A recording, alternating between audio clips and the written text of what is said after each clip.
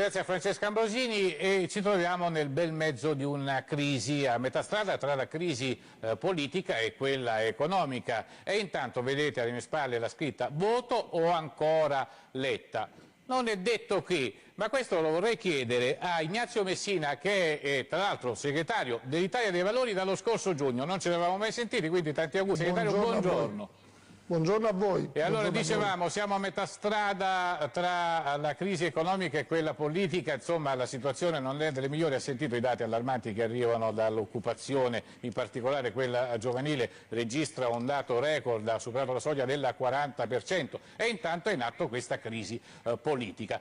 Come andrà a finire secondo lei? Intanto attendiamo l'intervento del Premier Letta domani in Parlamento e poi che cosa succederà? Quali scenari sono prevedibili secondo lei?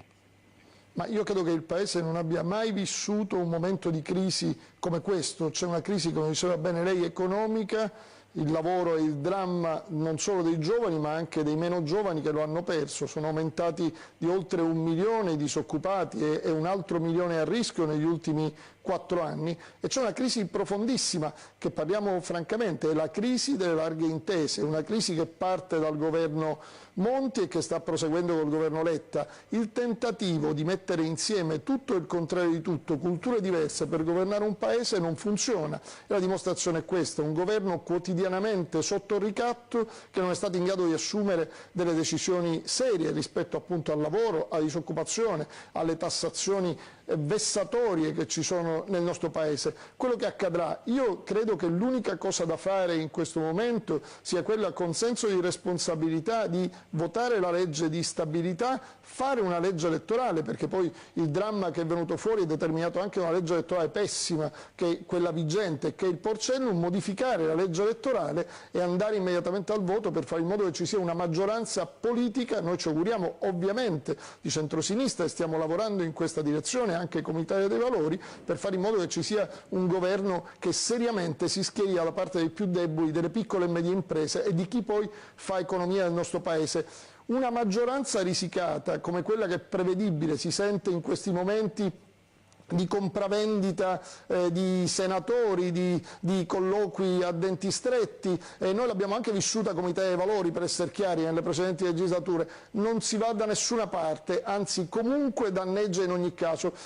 Pensate, se per caso il governo Letta rimane in piedi per una maggioranza risicata, significa che ogni senatore diventa un partito a sé e sarà in grado di poter ricattare quotidianamente su ogni decisione. Pensate che questo serva al Paese? Io credo che al Paese servano cioè, quindi lei pensa a una maggioranza diversa senza il PDL praticamente?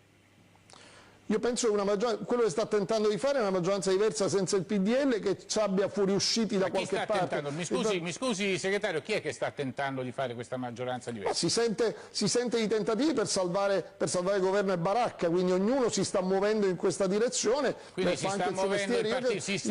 mi scusi segretario, si sta muovendo in particolare il Partito Democratico allora?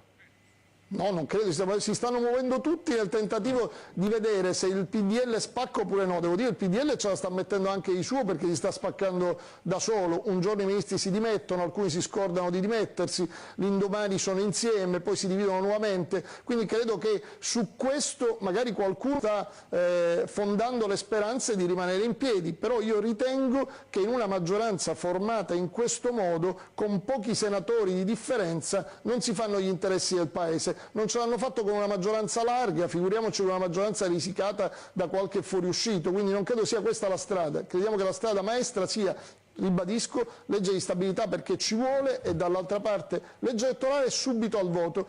E credo che i cittadini abbiano bisogno di dire la loro rispetto a quello che sta accadendo. Da quando si è insediato questo governo non facciamo altro che parlare ancora e sempre di processi personali di qualcuno e di lavoro, di occupazione. I dati li ha forniti questa mattina il CNEL, non ne parla nessuno. Noi come Italia dei Valori, devo dire, presenteremo... E noi ne abbiamo parlato abbondantemente sino a questo momento, in verità. Infatti presenteremo giorno 9 il nostro progetto lavoro.